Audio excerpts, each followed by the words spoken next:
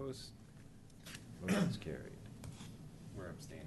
Yeah, Okay, there I'm are sorry. 2 abstentions. 2 Two abstentions. abstain, Ethan and Lisa. Yes. All right, next item is review and comment on the Rock Creek Village tenant monument sign. Do we have a presentation from staff? We do. Stephen Williams, staff, planning department. The purpose of this agenda item is to allow the planning commission to comment on a proposed monument sign for Rock Creek Village Center. A license agreement allowing the installation of a sign on town property will be considered by the town board, but no formal recommendation on the license agreement is required or requested of planning commission. Excuse me. Staff is simply seeking planning commission's input on the aesthetics of the sign. The above image, or the image on the screen, is a rendering of that the applicant prepared that generally reflects how this sign will appear as on the site as proposed. I guess this ain't gonna work for me. Sorry. This area clarifies the general location of the sign, which will be installed at the development's westernmost entrance off Colton. It would be oriented to the west and would benefit eastbound traffic primarily. This is the view of approaching traffic from the west, looking at the entrance. Don't know. There we go. So looking at the entrance, and then the sign here is would be underneath the arrow. And this is the approach going west from the east. The orientation you'll see in subsequent slides is kind of facing to the northeast, or to the southeast, excuse me. And these are the images that reflect the current signs on site. So we have kind of a primary Rock Creek Village sign that's on the intersection of Rock Creek and Colton Road. And it just tells you that this is the Rock Creek Village development. And then we have a few other signs on the property. This one's really dark here, but there's another tower monument that's really just shown here. And then there's the Safeway sign that shows the gasoline. But the development doesn't have much in the way of monument signs currently, and certainly not much that's visible from adjacent roadways, which is part of the motivation for this proposal. The signs that do exist have some common elements, the materials, this column shape, as well as the column cap, which this proposal will also incorporate. The map on the right here reflects the sub-area plan that was approved for this Rock Creek Village development. It was approved in 1997, and these images on the left kind of show the limited signs that were contemplated at that time for signs within this development.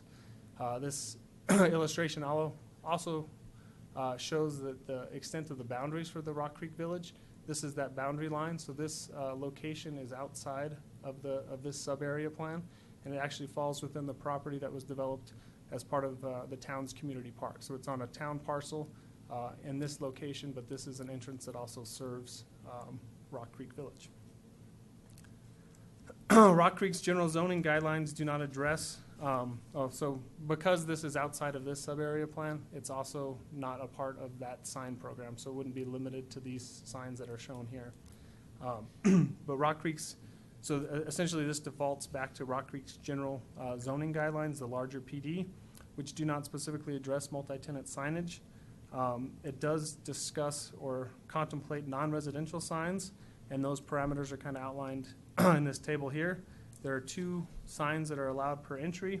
It establishes a height limitation for a monument sign of 8 feet tall and 10 feet wide. And it allows, like I said, 2 24-square-foot signs per entrance. The applicant, J&B, the property owner or the larger development owner, is proposing a sign that's roughly 11 feet tall and 15 feet wide, and 1 general sign face that covers this area, which is roughly 72 square feet in size.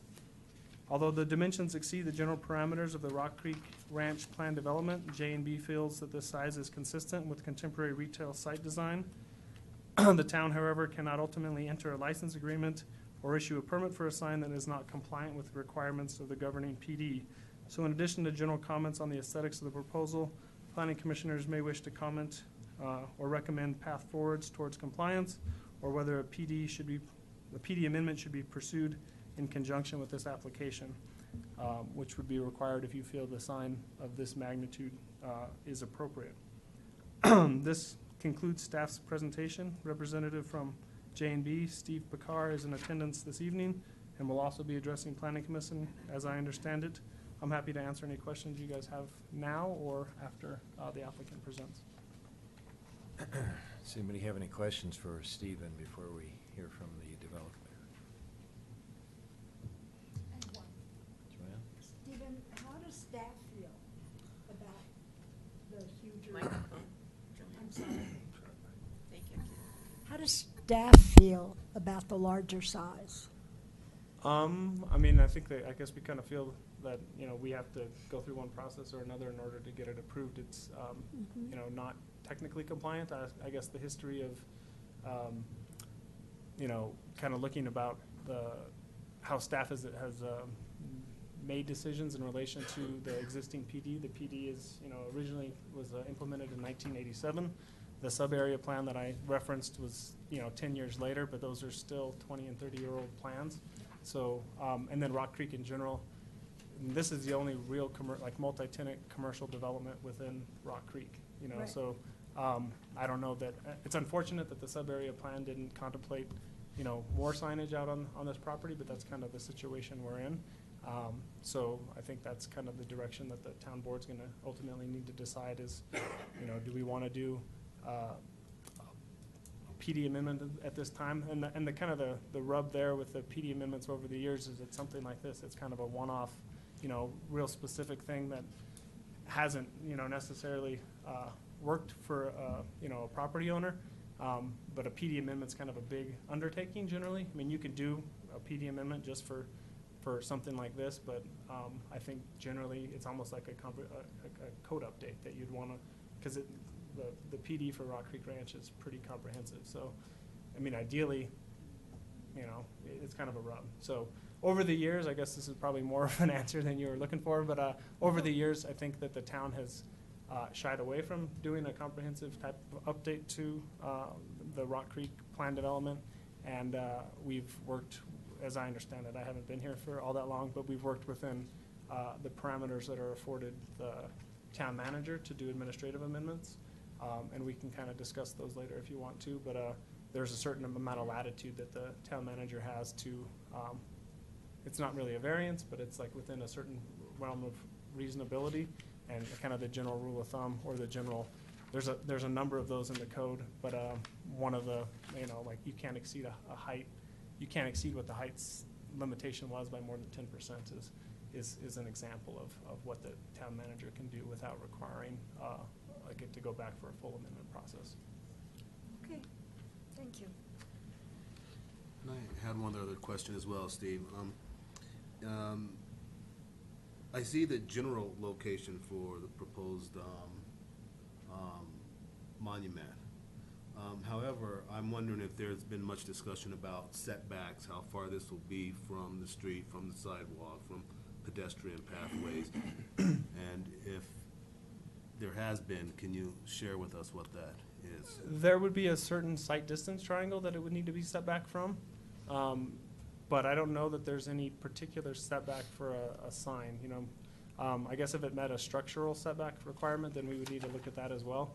Because it is, you know, it's a fairly decent sized sign, so it would probably, you know, need a building permit, be considered a structure, and would also need to meet, you know, a general setback requirement. But I don't know whether or not we've got into that kind of, all we have so far is these two, you know, and this isn't a signed permit application review. Like a signed permit application review wouldn't, I mean, a variance, and I don't think this would qualify as a variance, but the only reason that you guys would be really reviewing a sign generally is if it required a PD amendment or something like that. A sign permit that met code would just be an administrative review by staff. So, and this isn't technically a sign review, it's really a license agreement review that the board wanted to see you, or have you see and comment on just the aesthetics of the sign and whether or not you felt that, you know, it was appropriate. So it's a little unusual, I guess, for you guys to see something like this. Are there gonna be, sorry, go No, ahead. go. Are there gonna be any costs to the town associated with installing this sign? No. I don't believe so, but I'm not I'm not aware of that information either, so. The applicant may be able to answer that. Okay. Well, and I can just add that under other license agreements that we've done for monument signs like this in the town, cost of installation is put on the person installing the sign, and ongoing maintenance costs like that too. So not the town. Steve, did you receive any indication as to what kinds of messages might be up there on that board? I noticed that there was a 20% time for the community benefit, as it were. Yeah, that's one aspect. And then I believe that it would just be, from the concept plan meeting that went to the town board, it would be, advertising sales, certain promotions within. So it would be pretty much site-specific for all of those tenants, other than the allowance for the town. And I think that, Steve mentioned that, Amber Alerts and certain things like that, emergency situations, the sign could be used for that purpose as well. Or for things like chili cook-off and That would be a town, pancake breakfast? Yep, that would be a town. Okay, it's good. And how does that work exactly? Who decides what content goes up and when and that sort of thing? I would assume, I don't know, I've never managed one of these. I know the individual in our office that manages the sign outside, just programs it in. But within a situation where I think there's, 2 property owners involved plus the town, there'd probably be some coordination that would have to be involved. And you mentioned that it primarily orients to the west, is it double-sided? No, it's one-sided and it's basically angled. As shown, we don't have like a site plan yet that would show the setbacks that Commissioner Stewart was commenting on, or really the true angle, but the illustration here shows it kind of like at a 45 to that Okay. entrance. And if you look at that entrance too, where am I? Oh, probably this one's the best. It's not quite a 90-degree in here, so it would be difficult, even if it was facing, parallel to the street, it would be difficult for these folks to see it, just because this turn isn't quite a 90, so. Thanks. Any other questions? I've got a question. Was there any thought to putting a second sign, making the sign smaller altogether, and putting a second sign on the opposite corner on the west? Not that was discussed, but the applicant may have considered that, so they You know. might be able to comment on that. You might have 2 smaller signs that would fit into the, size specifications, so there wouldn't need to be a PD amendment. Potentially. I guess one other, means of looking at that is, and I think the intent of the code is probably to have 2 separate independent signs, but the way that it's written isn't terribly specific. It's a little loose if one wanted to interpret it that way. You could probably make the argument that the electronic message center sign is independent of the other signs. The fact that all of those are like individual little tenant signs, the purpose of that is for that to be able to be switched out if somebody were to change, occupancy. But I think that, so if we could make an argument that, that all of the tenant signs were one sign and the electronic message sign was an independent sign, then maybe one can make the argument that it all could be on one foundation or whatever. And those, that's what ties it into the rest of the development, and I think that's something, staff would, prefer to see as some, architectural elements being carried over throughout the development. And I think they did a good job incorporating that. But, those measurements, that 8 feet wide by 10 feet wide, are the limitations for the sign as a whole, as I interpret the code. And so there would probably need to be some, to get it into compliance, it would, beyond, considering the electronic message sign separately from the other tenant signs, but there would also have to be some work towards getting to meeting those standards as well. And that was gonna be my question, is the size of the actual signage minus the pillars fits within almost fits within the 8 feet by 10 feet. And adding the pillars really pushes it beyond those limits, is that correct? Right, so the 8 feet by 10 feet is really the size of the monument sign. So, in that case, this sign is, it's 11 feet tall by 15 feet wide. The signage itself is supposed to be two 24 square foot signs. Right, okay. So it's, yeah. 8 feet by 10 feet suggests that you could have an 80 square foot sign, but that's not really the case. It's factoring in the base of it, yeah. Any other questions? So I just have one other follow-up. On my draft, I see the PD allowance, and then the proposal, it says 11 feet tall and 15 feet wide, and 72 square feet on the signage. My draft, it says 64. Yeah, I believe I miscalculated I didn't calculate the Rock Creek Village sign. Part of that sign, that label at the top, so that didn't get incorporated into that calculation. I think I just calculated these two signs. And then the way that you calculate a sign, if it's one sign, is to draw a square around the whole thing. So it would end up being closer to the 8 feet by 9 feet that we're showing here, and that's 72 square feet. So my memo it's a good catch, but my memo is inaccurate. I'm just wondering, Yeah. who did the math on it? I'm terrible at math, yeah.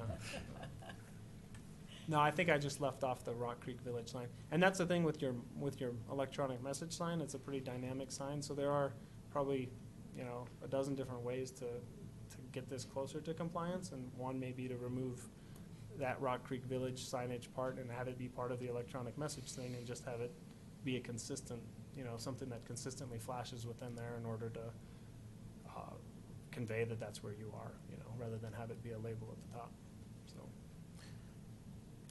Personally, I like that. Yeah, I mean, yeah, and that's what we're getting comments on, is what you want to see kept, or whether or not you feel that this is appropriate and we need to make an amendment, or whether the sign should be bigger or smaller, or whatever, whatever your thoughts are. Further questions before we hear from Mr. Picard? Is it? I'd just like to say I like the design. I don't have a real big issue with the size. I think it's appropriate for where it's going to land on that corner. It needs to be visible. I mean, the businesses need to be advertised and promoted.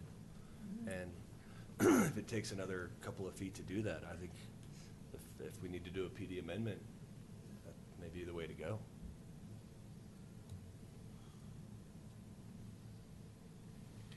Why don't we hear from Mr. Picard, and then we can have discussion about comments. Does that make sense? Okay. Ladies and gentlemen, thanks for hearing this application. We purchased the shopping center in October of 14, and during our sort of review of the center before we bought it, I actually went to high school with the person we bought it from, Becky Callan. What struck me was the lack of signage. Now, we manage and operate probably a dozen or more retail centers around the Front Range. In different environments, of course, different cities, they're all different. A number of them in Denver, and this place, Town of Superior, doesn't compare to Denver in terms of aesthetics. It's completely different vibe here. So we respect that. But what's consistent across all of the shopping centers is consistently the tenants need to be seen on the street. Unless you're a destination tenant, you're a jewelry store that people drive for miles around. What we have is a center predominantly filled with convenience restaurants, the dry cleaner, more restaurants, orthodontist, things that serve the local community, and they do well. And if the local community were more populous around the Safeway Shopping Center, the signage matter wouldn't be as important as we have here.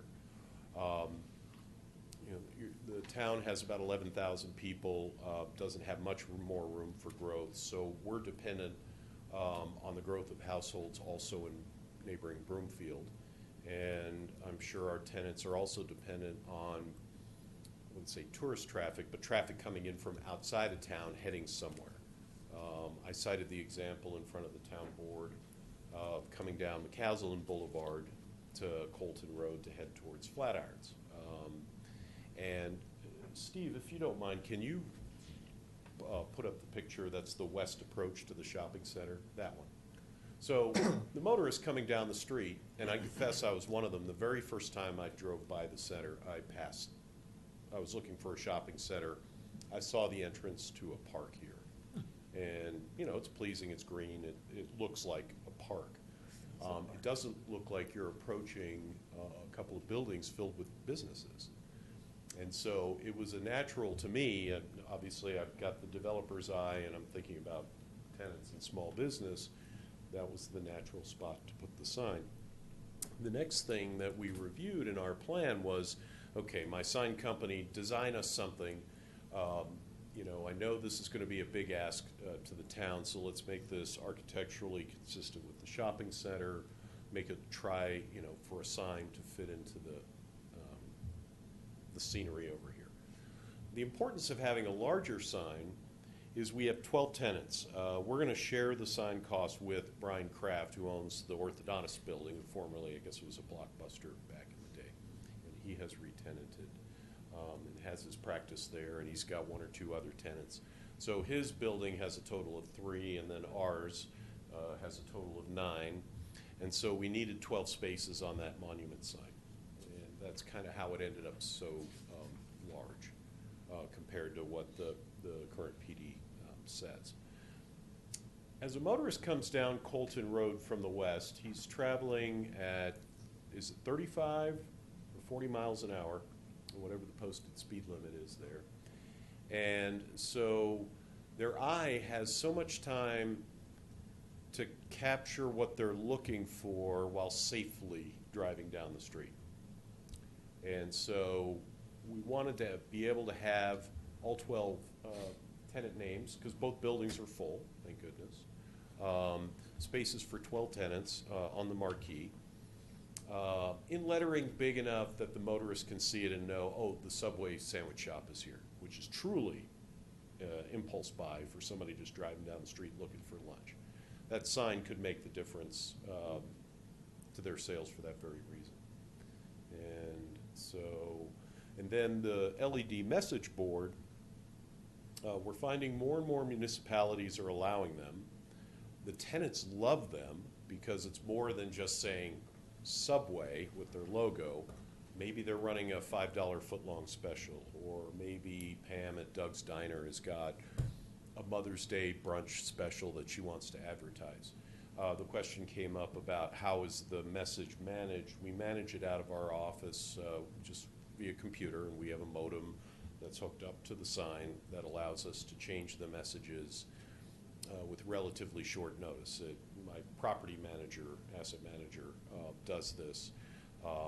It certainly was the idea that because it's an electronic message sign, we are offering the city 20% of the time of that sign for public service, for the chili cook-off, the pancake breakfast. Amber Alerts, we can try that, explore if that works. The property manager, you know, if the Amber Alert comes out at 10 o'clock at night, he's home asleep. I can't program the computer, but we can do it first thing in the morning. And we do change these messages from time to time. All tenants are cycled through on about an 8-second cycle, right? So Pam's message goes out, Mother's Day brunch, it flashes for 8 seconds about every minute, or probably about every 75 to 80 seconds perhaps. And, you know, it's sort of a lottery of whose thing is up on the LED when the car drives by. But the tenants consistently across our centers have asked about those. We have LED signs at 3 of them, and it's good for business. So that's why we ask that. We know, you know, the town's got one right out here on McCaslin, and so you've kind of broken the seal a bit on trying an LED sign, and I'll be curious to know if the new Superior development here on the highway, if that's going to be allowed for their development. I'm blathering on here, bear with me. So I talked about the fact that we've got a finite population here serving the market, and we need to grab outside business. Yes, we did our best to architecturally work with the existing shopping center. Answer a question, Mr. Stewart, I think you asked who's going to pay for this. Obviously, we are. Somebody else asked. And the license agreement does call for us to maintain the base of the sign, so if we disturb the landscaping, we'll replace it, make sure that it comes back to life, you know, that it looks as it did before we and then we pay for the maintenance of the sign. Finally, let's see, pays sign programming. Yeah, that's it. That's, I'm open for questions. Thank you. Any questions? So there's not going to be a Safeway advertisement on this sign, right? No, that's a long story. We wanted to get Safeway involved in the sign. It made sense. Obviously, Safeway is a draw. Albertsons is a draw, right? The center is built around the fact there's a Safeway over there. They're in corporate restructuring right now because Albertsons just bought them. We can't get a hold of anybody at Safeway. I would have probably been presenting to you 6 months sooner, but we kept trying and trying with Safeway Corporate to get somebody who would listen to our story to do this. And our idea was to have a smaller sign there, and then perhaps a bigger pylon sign at the main entrance on Colton. I'm trying to figure out where that would go. And that would, if that was one sign for the whole shopping center, it would need to be a big one. We manage a Albertson Center up in Loveland, built 94, and the sign code allowed for 2 pylon signs at each entrance, one at each entrance to that shopping center, corner of 34 and Taft. And those signs are probably 30 or 40 feet tall. Albertsons emblazoned up top, and then there's a directory like you see there about midway down the sign. 30 or 40 feet might be an exaggeration, might be 25 feet tall, but there's 2 of them. This center, they didn't design or contemplate pylon signs, and frankly, I don't think they're as attractive as a ground monument sign.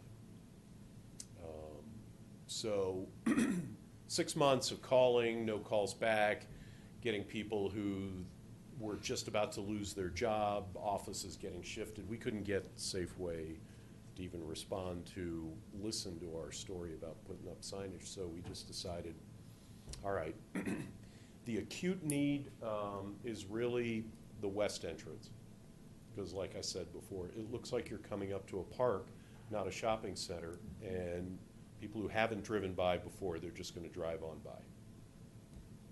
So it makes the most sense for us to put it right there. Other questions? I think it's a great location, and Safeway is actually going to benefit from your sign, even though they're not going to be on there, is because people are going to drive. By the time you see that sign, like you said, 35 miles an hour, by the time your eyes pick up that there's a Subway or whatever else there, you're going to be past that entrance. And so they're going to have to go to the light and turn and then come back in front of Safeway. So they're obviously going to benefit from this sign as well. But I think the location, all your points are correct, that coming from this direction, I think that the original plan development of this whole Safeway, the shopping center, did such a good job at kind of masking the buildings and making it fit into the environment, that it does a disservice to the businesses that are there because it's hard to see them. So I think this is a critical signage for the development. Now, the size, I think, to your point, the signs need to be readable at 35 miles an hour from a distance. And I don't think going to 2 smaller signs would make sense, because then you lose the marketing aspect of it. So I think the size is what it has to be. How do we get there, and what is our recommendation is another question. I like the design. It fits into every other signage in the town. By virtue of your comment regarding the Albertsons up in Loveland, I think it was, let's suppose Safeway or Albertsons does contact you and come on board and want to be part of the sign. Is that going to change the look of the sign, or are they going to be one of the tenants like the other 11? Oh, if Safeway were on a sign, they would not be down with the little people. They would require that it's Safeway, you know, to be a part of that sign. It'd be great for us because we're footing the bill, 3/4 for us and 1/4 for Brian, the orthodontist. And already the sign's gonna cost probably about $40,000. So if Safeway were involved, it would have to be much larger to do that. Now, if miracle of miracles, somebody called us tomorrow and said, oh yeah, sorry, you know, I got your message from March of 2015 and the 8 messages after that, and now I'm ready to talk about it, probably would, sorry. Pardon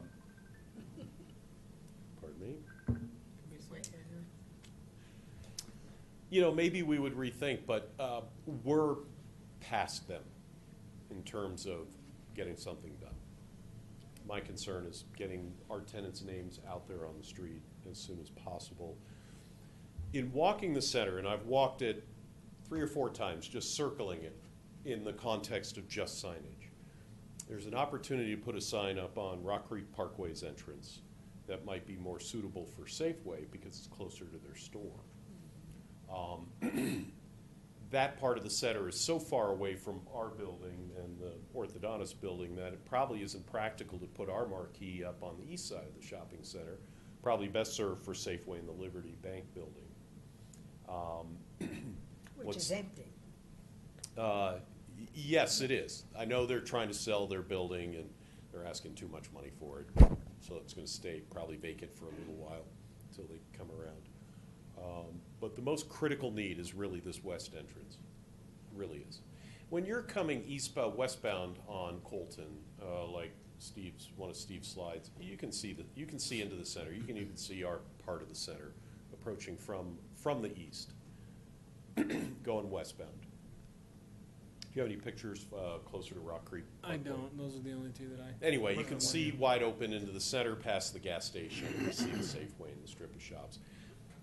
But always the retailer's concerned, the beautiful trees that we have planted in about 15 or 20 years will obscure the shopping center. So I would posit that in the next 15 or 20 years, we probably should have some big sign for the center that announces Safeway and others, because it'll become more and more obscure.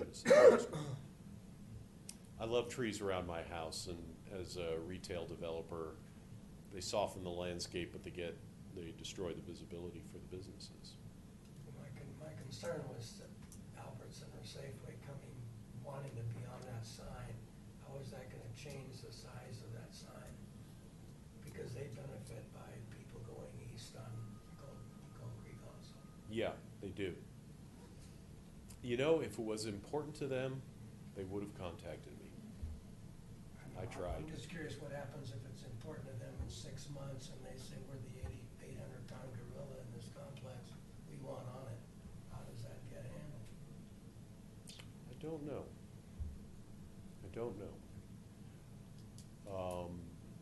Have you talked to the local manager?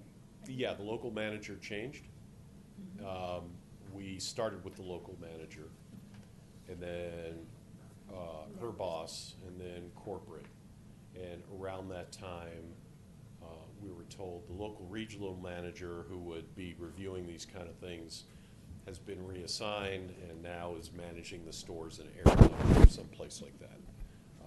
So we tried and just couldn't get through. And we actually had kind of an inside connection with the very first person we met with the city after we bought the shopping center. We had lunch with the mayor, with Matt Magley, and with Katie Press, who I'm sure some of you know. She's a retail consultant to the town and used to work for Safeway Corporate. And even she tried to help us get in there, and she was ultimately the one to say, you know, it's such a mess over there, you're not gonna get anybody. And that's when we decided, all right, we'll just go with this our own. We'll pay for it. And by the way, totally out of the landlord's pocket. This isn't expense, a capital expense we pass on to our tenants. You know, general maintenance of the sign, when it ages a little bit, that's part of the shopping center expenses. But building the sign is gonna be our pocket. And the center's full. So I don't get a direct benefit economically, it just helps our tenants, and that's the important thing. So, I don't know what would happen. It's a good question to ask.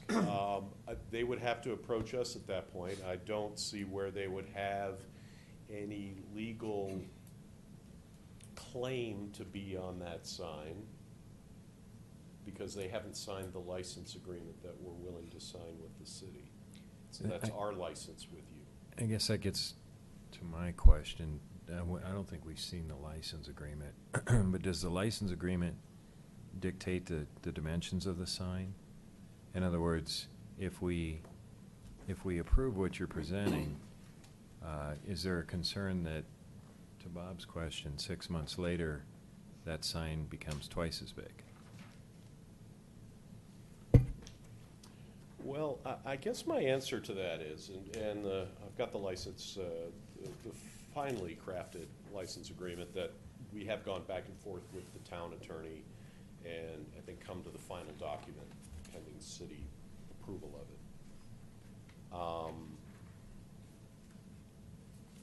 I believe The sign specifications have to be in the license agreement. yeah, they do, and they'll show as Exhibit B to the license agreement on a document called Sign Drawing and Detailed Specifications. So it'd probably be the display that Steve had up of our Okay. design.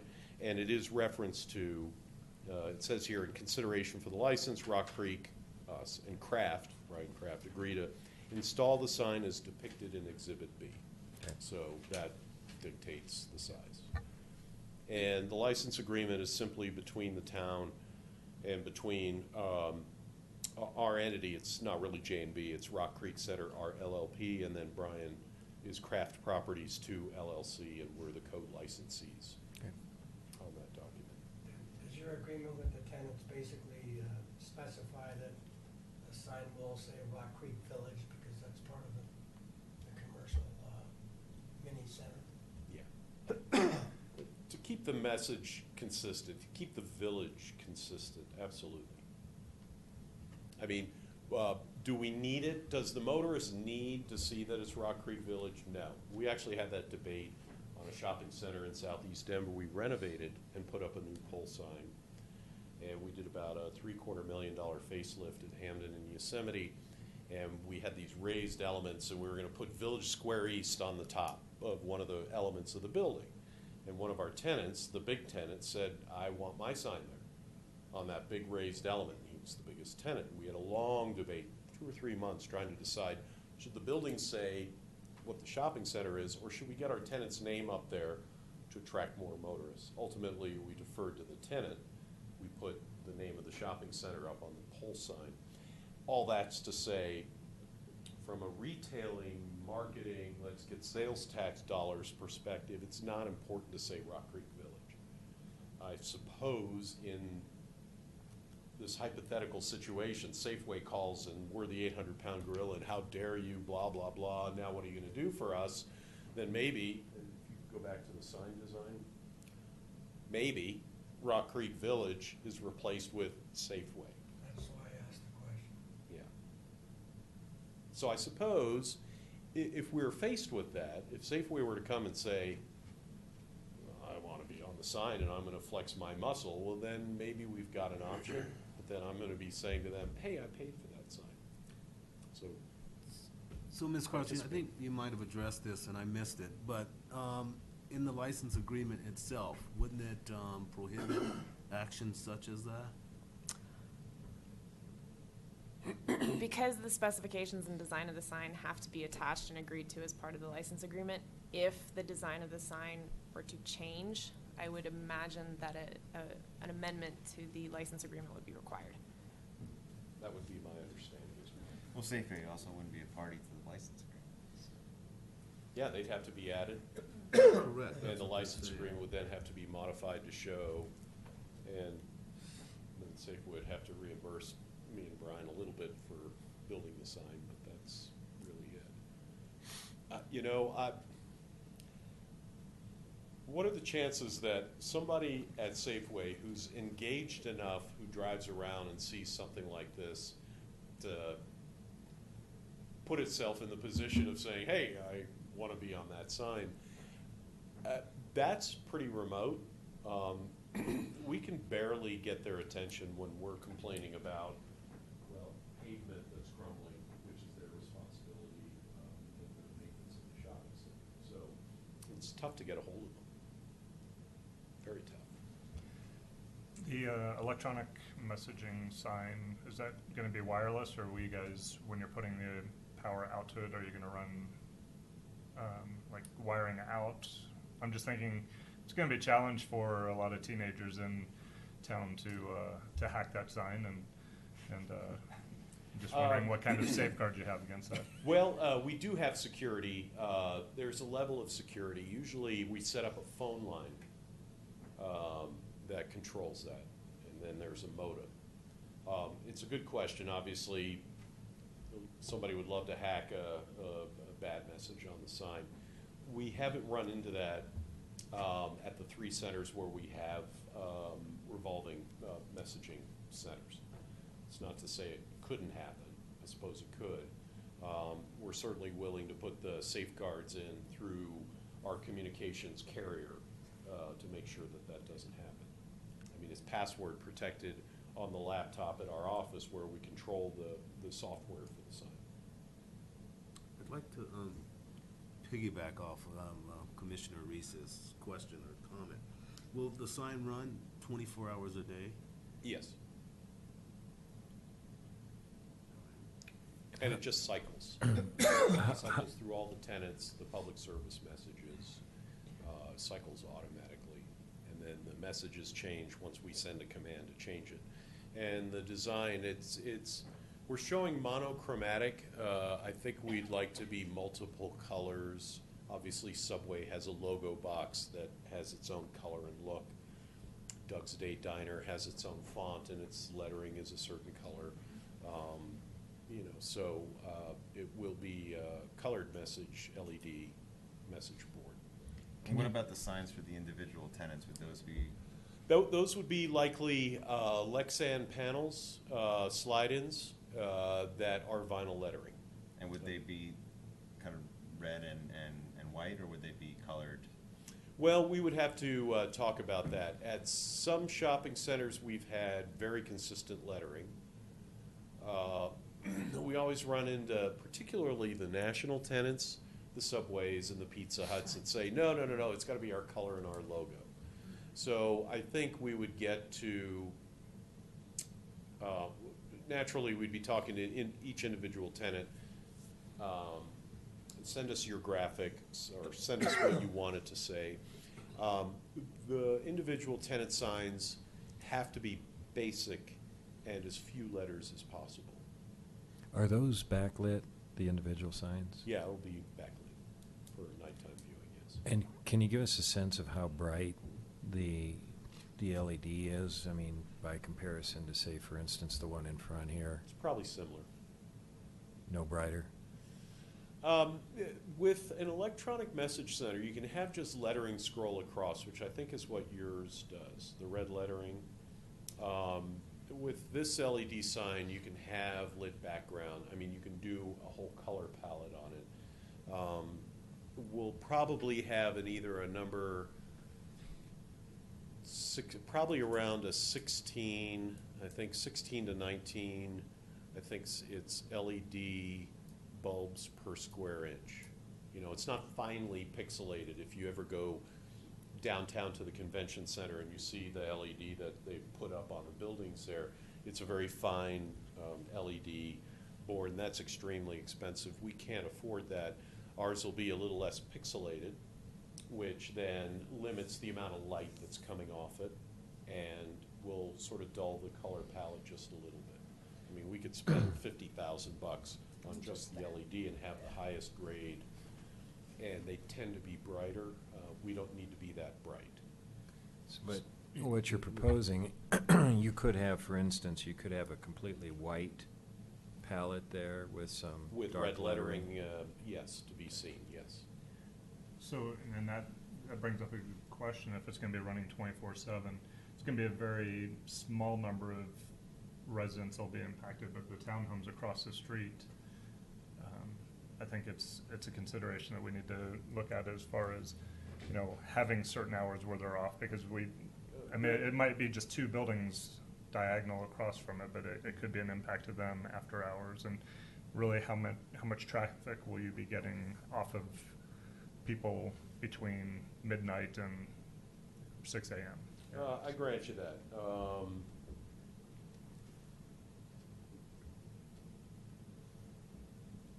None of our other centers, and I'm only just saying, we don't have that condition at our other three centers. I suppose that's a good question to ask. Who do you think closes the last at the center besides Safeway? Liquor store? Yeah, probably 11 o'clock in the night. And then we open up at 6. Yeah. So you would. Ours the first one open. Well, Safeway must open at 6. So if maybe there was like a midnight to 5 way to turn it off, is that what I'm? Yeah, and I think that it's a consideration that needs to be thought of, because and Could I don't ask know. my technology department of one at my office that question? It would seem to me that we can just program it to go off at midnight, would seem, but I'm not the technology guy. I'm just the developer. So I'll ask the question. I think it may save a headache later if we address this now, as Yeah. opposed to waiting until it affects someone's sleep at night. Or maybe it's a question of, you know, if it's, you know, black background with red lettering, you know, at night It's not as versus, bright. you know, full color, you know, I doubt that would be intrusive to somebody across the street versus, you know, a Street. white background with. Or even is it any brighter? Is it going to create any more ambient light than the street lights that are along Colton at night? I don't know that. But it's certainly something I'll research. Find out if it's just easy enough to program it to switch off at midnight and come back on at 5. I wouldn't see an issue with that. And Mr. Picard, would you say that the reason for the increase in size, or the larger size of the monument, is to accommodate the tenants, the additional tenants there, or is it just for the LED? It's both. It's both. And to put the columns, the stone columns with the green caps on them as well, which really is the architectural feel around the shopping center, the monuments and all. So, yeah. The goal, specifically the goal is, let's pull the motorists off the street into our shopping center. If 1,000 cars go by in one day that are not initiated to come into the center, we grab 7 of them. That's 7 more carloads of sales tax revenue and helping out the small businesses, and that's my only goal. So it's natural for me to ask of the commission to consider the largest sign possible, because the small one, you know, then it kind of defeats the purpose of what we're trying to accomplish. Okay, any other questions? Maybe it's obvious, excuse me. Maybe it's obvious, but the for lease JB sign, that'll be removed, correct? Or is that gonna stay? The wooden sign? We thought about that. Now, there's always been a for lease sign at the property. Before us, it was Callan. And I think she's got her sign, I think she's the one marketing the Liberty Bank building. So we would ask to keep it, because that's what, you know, if we have a vacancy, and thank God we're full. The sign of the times, and we got a bike shop to come in to stay with us. If we had vacancies, I would definitely want to have a for lease sign. It's how we probably get 50% of our prospects come Sure. from that sign. And that's why you see them on properties all over when there's available space. Yeah. It's critical. I would just think that if we have this nice, beautiful sign advertising the businesses, the JB sign, I think there was one over by the entrance on Colton, by the gas station. Isn't there one over there too? I think we do. I think you do. So maybe that could serve its purpose for your leasing purposes. Kind of, Especially while you're full. yeah. Yeah, Well, when I'm full, but I don't need it. Could the So I electronic would- message sign serve that purpose too? We've never done that, actually. We reserve all the time on the LED for the tenants. Really, our for lease signs, just like a realtor sign on the front lawn of a house, that has always been the best medium for letting the public know. I mean, even in the internet, I track our prospective calls, and half come from the internet services, mostly brokers calling us, and the other half are small mom and pop businesses looking for space, and they see the sign just driving down the street. I get an inordinate amount of calls from that. It's very critical. But during times where we're not leased up, I mean, when we are leased up, obviously I don't need the sign. So we would be willing, you know, if I don't want to horse trade with the planning commission, but if we could get the sign as large as this, the monument sign, I would explore with you taking that one away if we keep the other one at the main entrance. sure. I appreciate that. I'm a real estate agent, so I understand what you mean. I just think, you know, having that beautiful sign there and then having the leasing sign next to it kind of, you know, makes it a little bit too busy. And, you know. I'm not insulted by But that. I think, you know, I still having get your it. sign out there, because, yeah, the tenants come and go, so. Yes. I understand that. It also seems if the for lease sign is there all the time, you don't notice it as much as when it pops up when there's a need. It's like if you always had a for sale sign in your house, Yeah. it just starts to become part of your house versus if It's like all of a walking sudden into it's that- Macy's and they're always having a sale. It's like, you know, when do they not have a sale? Yes. Yeah. Deeper yet, I think that not having that sign there gives people that are passing by or people that are using that shop, or those shops, the idea, the sensation that it's vibrant and that it's filled up and that there aren't, you know, any vacancies there, and which is, I think, kind of a message that we've been trying to send for a long time. We've had a long debate in our office about that, just anecdotally. You know, for lease as a rider, it slips in and out of the sign. And we have some signs that say 100% leased, and people ask us, why do you do that? Well, you know, exactly a reason. But I understand this is a big ask, and it's a big sign. It performs a big function. And if I need to remove this sign at times, the for lease sign when we're full, happy to do that, and then explore alternatives for when we're not full. Sure. And if I could just return to the Safeway topic for just a minute, I think that's an expected change coming down the road, whether it's in 6 months or 3 years.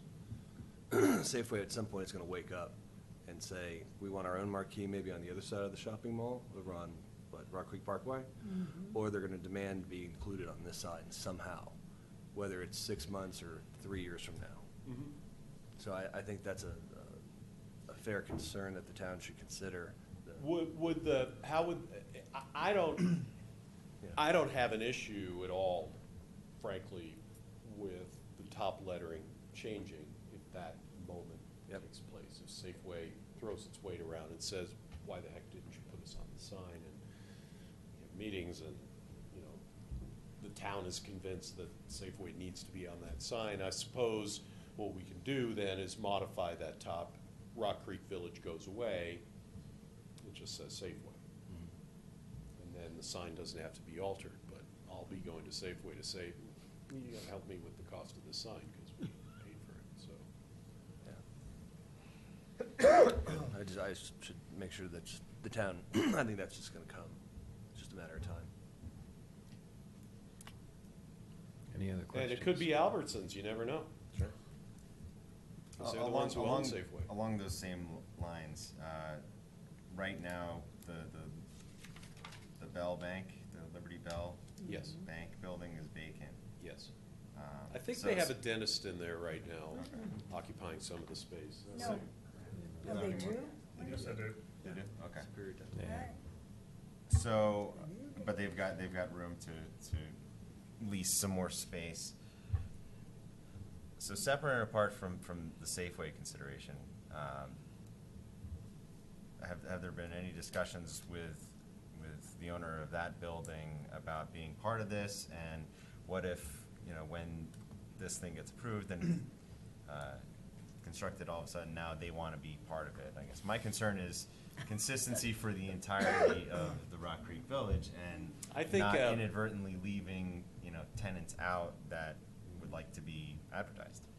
And from the approaches both from Rock Creek Parkway coming southbound towards Colton, so coming down to the east side of the center, or on the approach westbound coming from Flatirons, you can see it right there plain on the street. So they have much better visibility than our tenants do. There are two other entrances to the shopping center to give them those signage opportunities. I mean, tell me, Pam, if the Liberty Bank building and Safeway decided to get together and put a monument sign on the Rock Creek Parkway entrance into the shopping center, and there wasn't room for you guys, would you care at that end of the center? Honest. On that end? If your sign was already here? I had one sign, we need a sign. wherever it's Excuse me, if you're going to answer a question, we have to ask you to walk up to the microphone. Sorry. If you could just introduce yourself. I'm Pam, I own Doug's Day Diner, that's in the facility here. We suffer, everybody tells us nobody can see us from the street, so we need some type of signage, whether it's on whichever side. I think where he wants to have it, it benefits us because there's nothing there. But we suffer, and with us suffering, but if we benefit, you guys benefit because it brings more money to you guys. The more revenue that us tenants have, the more revenue you guys get. We pay taxes to you all. You get money from us. And nobody even knows we're there. They don't. They go by, they're like, oh, we couldn't even see you from Safeway. They can't see us from that No. angle at all. No one can see us. Everybody tells me, we had no idea. We go into Safeway, that's all they see. All those other businesses suffer because only Safeway gets it. You can see Safeway from anywhere on that street. You can't see the small businesses. So that's why I'm here, to help him to try to get that. Thank you. So, and I don't, what your question, I don't think on, wherever the sign is, we just need a sign, whether it's on which other end. But Safeway you can see from anywhere, so I'd rather have it here, if that's what you're asking. I wouldn't fight Safeway to have a sign on the other side. So if later, if Safeway and Liberty Bank decided to get together and put a sign over No. on Rock Creek, would you want to be a part of that sign? Assuming that this one's already here. This one's already here. I would, but I'm not gonna, I just don't see Safeway wanting to have a sign there. You can see them from the street. Just being a business owner and they're concerned, honestly, I don't think Safeway's gonna wanna be on this sign. They're big, they're a corporate, they have many, many opportunities to advertise, they're in the paper, they're everywhere. Why would they wanna be on this sign? Okay. That's I just think my we'll viewpoint. just deal with one sign at a time tonight, so. There are three entrances, so there's really, there's room for the future. And, you know, I would tell you, again, as a retail developer, and I'm saying this with respect for what Superior has created for itself, the environment it's created. I don't want to be the ugly big city developer that just wants to mow down Paradise and make it all concrete. But I think in the long run, there should be a sign, a bigger sign for the shopping center on the east side that announces things you can't see. But ours is, I'm trying to keep our request simple because it's the here and now. I'm afraid to try to get a number of disparate parties, some of whom won't answer my voicemails for 6 months, to try to get something done, when the small businesses in our building need the signage now. And so this is why we gave up on trying to, you know, our first approach was, well, let's just talk about a comprehensive sign program for the whole shopping center. Let's get everybody involved. Let's get the town involved. Let's make this change and go for it. And we were certainly willing to spend the money. But like I said, I can't fight Safeway. I So- have one additional question, and this is just about your business in general.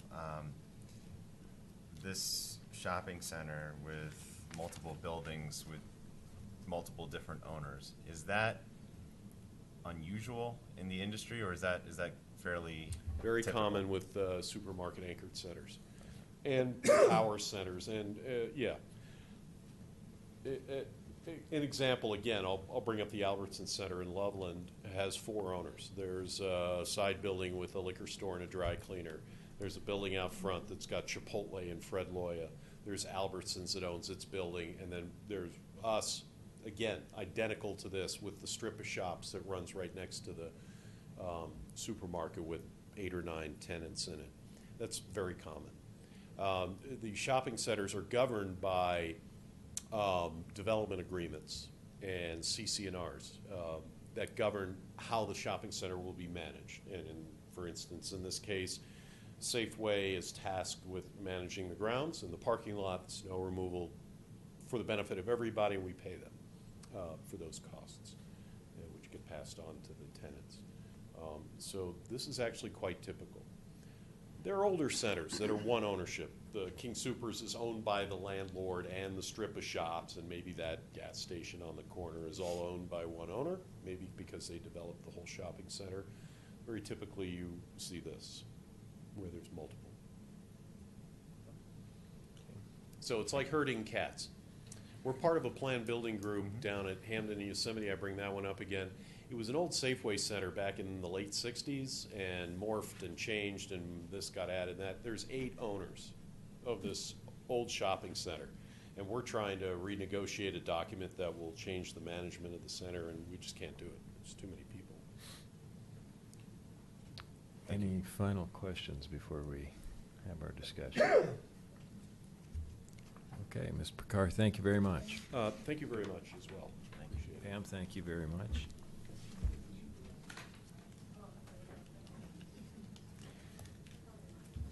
Who wants to go first?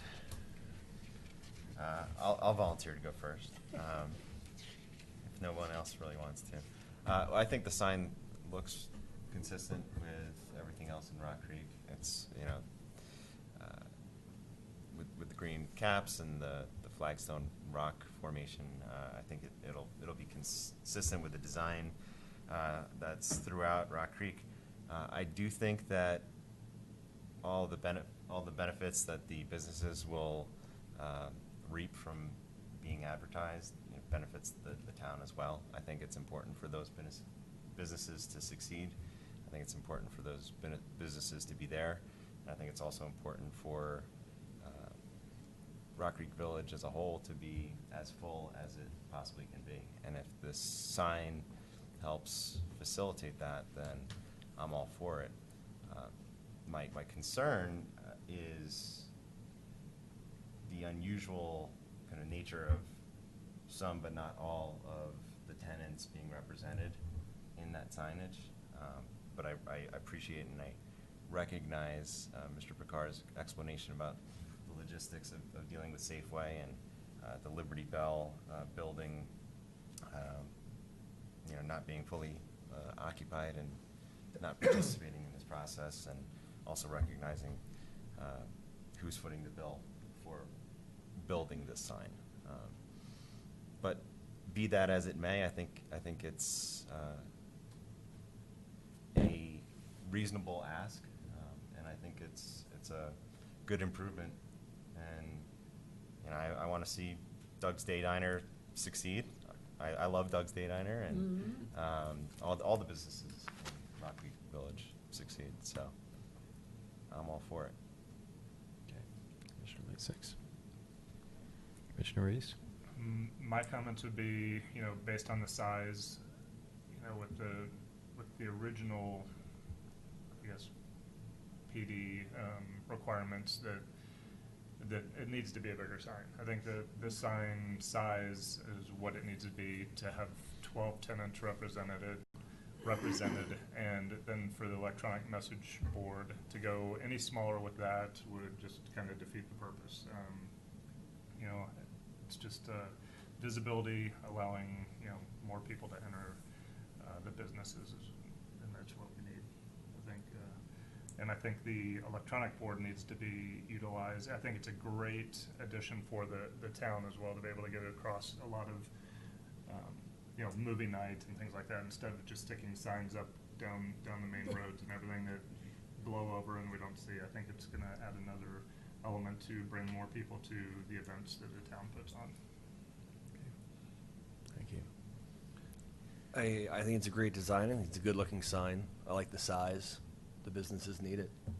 So I would refer back to my comments earlier. I guess I jumped the gun a little bit. But I'd support this sign. I'd support the size of it and the location. Thanks. Anybody else? I like the sign a lot. I like having a little center that's full of businesses. It's good for them, it's good for us, both the town and as consumers. I can't add anything more that hasn't already been said, other than I think it's needed and we should do it. Oh, I do like the idea of having another message board on the other side of town, so to speak. We have one here that services McCaslin outside this building. It's nice to have another operative sign on the other side of town, so to speak. Thank you. I would Mr. Stewart? echo what we've heard so far. In addition to that, I do like the design and the way that this sign is made, because I am big on branding and keeping continuity in it. This sign does that. Keeps the continuity within our community and gives us a sign that is readily known to people in the community and people that come visit our community. They see the consistency and continuity there, so I do like that. I'm just going to point out one thing, though. Where the placement of this sign is it looks like it's kind of on a hill that is about 4 or 5 feet off of grade level. So we're going to end up with a pretty significant sign there. And I think it's, you know, I'm not saying whether that's good or bad. I think it gives a great deal of visibility, and I do think it will be elevated above, you know, some of the other signage and some of the other things that interfere, some of the smaller trees and bushes and things like that. So, but I do like I do like it. I do think that it's needed, and being a business owner myself, whenever I hear a business person crying out for help, saying, you know, we need something there, my ears perk up. So I do think that we need to support those businesses in that shop and give them, you know, a little bit of help. And if it's just in, you know, the form of a sign like this, I think that's a small step in helping out. So. Okay. Commissioner Eaton? I just want you to know how much I appreciate the effort you have put into this. I think that it's going to benefit the shopping center, and I end up going back or forth that way. I live over at Horizons, or what was Horizons. But anyway, it's a good idea, it's a needed. thing in the community for that shopping center. So, did you want to say anything else? No? Commissioner Harden? I agree with pretty much everything everybody said, and I go back to the Discovery Office sign. You know, they needed something. Superior Marketplace came back, and they've got all kinds of signs over there, and Superior Liquor has their sign. I think it's a sign that's needed and would help the tenants, so, I guess I would echo everybody else's sentiments. We want to support our small businesses in our community, and I know we all we all are patrons of the small businesses there, and we want to see them thrive. The one thing that concerns me a little bit, and I think we just don't know enough to be able to address it, is the light pollution aspect of the LED. And, we touched on it with respect to shutting it down late night, things of that nature. I think where I'm coming from, and I see the LED sign at El Dorado K8 and then the LED sign here, and the red on black seems to be fine. It doesn't seem to, be too overwhelming, but it does get your attention when you're driving by. I would be a little concerned about, without actually seeing kind of a demo, how the changing backgrounds on the palette, how that would affect, the overall light pollution in the area. During the day, I don't imagine it would be a problem for anybody, but at night, depending upon if those things are dimmed, or I don't even know what the capabilities are. Right. I want to be sympathetic to the residents who live in that area. If it is overly bright, we don't want to create a nuisance for them. And if there are alternatives that could be explored, I would just encourage you all to look at those alternatives as you're kind of working through this. So I don't think we need to take any action on this tonight. Did you have anything else, I was Commissioner? gonna say, we've kind of discussed this signage, but I think the board and they were looking at us to also discuss possibly, do we look at just this signage tonight, or are we wanting to discuss, future and talking about a PD amendment, or, is that something that direction from? The direction from the board was just to discuss this particular sign. Good. Okay. Well, and there's no action needed, I understand it. They just want our inputs and Correct. input and comments. Okay, I think you have them. All right, thank you. Staff announcements. We do have a couple of staff announcements. I sent an email out, I think, 2 weeks ago, just kind of highlighting the fact that we're going to try to organize a tour of the Boulder Valley Ice Building for next week. Is that next week already? Yeah, the 13th at 2 o'clock. So that's still on schedule. We'll meet here. I have vehicles reserved so we can just drive them the 5 minutes across the street. And Luke Taylor, the Boulder Valley Ice owner, will be there to give us a tour of the facility. And then just a heads up that we are anticipating another Planning Commission meeting on the 19th. We've been processing that plan development amendment for the town center that you guys heard in November, and it's gotten a little bit bigger than the original proposal was. Not substantially, but it has expanded to the point where we feel it needs to come back to Planning Commission. So that's the direction right now.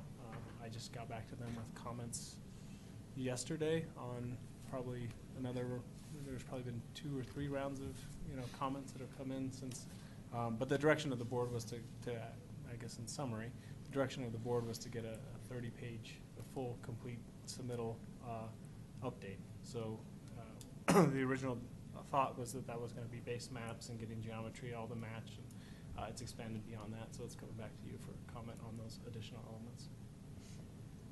Okay. Thank you. And we're hoping to have that by the 19th. So. And will we be receiving a full set of drawings again, or? You'll be receiving an updated staff memo and a full set of drawings, yep. And what day of next week is the tour? It's Wednesday, I think it's the 13th. Wednesday, At 2 okay. o'clock. So if we meet here, 10 till or something like that, we'll get all out to the site by 2. Okay. I have else? one. I had sent an email around about the dinner with the board Oh, yes. on the 25th at 6 o'clock. Yes, did everybody get that, Yes. 25th? Okay. Sounds like most people can make it. It's so- Monday, isn't it? Yeah, that's right, yeah. Okay, there's nothing further, we're adjourned.